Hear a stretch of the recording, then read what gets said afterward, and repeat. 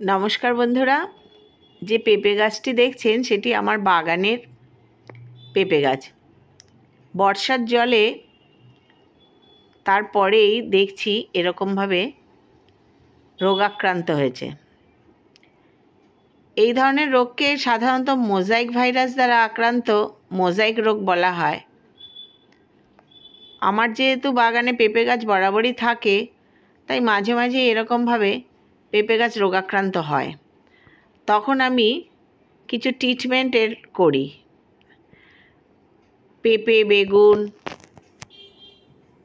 পেয়ারা এইসব গাছে এইরকম রোগ হয় এবং হোয়াইট ফ্লাই দ্বারা সাধারণত আক্রান্ত হলেও এরকম রোগ হয়।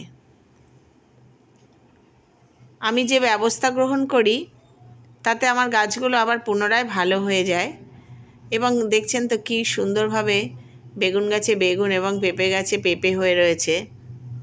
মাঝে মাঝে দিতে হয়, কিন্তু বর্ষার সময় দেওয়া যায়নি বলেই এরকম হয়ে গেছে।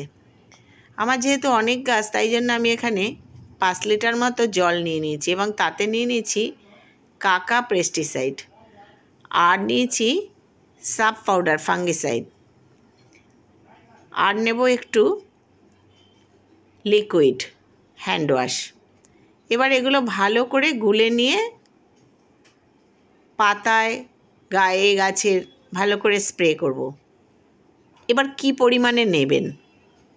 1 লিটার জলে কাকা পেস্টিসাইড সাধারণত 10 ফোঁটা মতো এবং 1 চামচ ফাঙ্গিসাইড পাউডার, 2-1 ফোঁটা হ্যান্ড ওয়াশ নিলেই হয়। যার একটা গাছ বা দুটো গাছ তারা সেই পরিমাণ হিসাব করে নেবেন। আমার যেহেতু এখানে বাগানে অনেকগুলোই পেঁপে গাছ আছে এবং বেগুন গাছ আছে, পেয়ারা গাছ আছে, আমি সব গাছেই দেবো বলে 5 লিটার জল মতো নিয়ে নিয়েছি। আর প্রচুর পেঁপে ধরে রয়েছে, খুব মায়াও লাগছে গাছগুলো দেখে। বর্ষার জন্যে আমি কোনো ওষুধ দিতে পারিনি, তাই জন্য ওরা রোগাক্রান্ত হয়ে গেছে।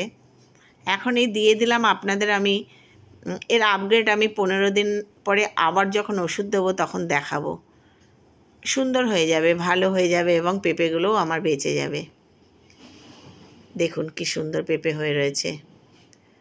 আপনারাও আপনাদের গাছে এইভাবে ট্রিটমেন্ট করে দেখুন। যদি এরকম রোগ হয়, পেঁপে গাছে সাধারণত এই রোগ কমন রোগ, এটা হয়। আপনারাও যদি থাকে তাহলে এরকম ট্রিটমেন্ট করলে গাছগুলো বেঁচে যাবে এবং ভালো থাকবে। আমি পুরো গাছ একদম ধুয়ে সুন্দর করে দিয়ে দিলাম। এই দেখুন পাতাগুলো এরকমভাবে কুঁকড়ে যায়। কিছু কিছু পাতা কেটে দিলেও অনেকটা ভালো হয়ে যায়। আমি এখানে পাতা এখন কাটবো না, আজকে ওষুধ দিয়ে দিলাম। দেখি তারপর 2-1 দিনের মধ্যে কীরকম পরিস্থিতি হয়। পরের ভিডিওতে আপনাদের দেখাবো যে ভালোভাবেই এগুলো সেরে ওঠে এবং গাছ আবার পুনরায় আগের অবস্থায় ফিরে যায়।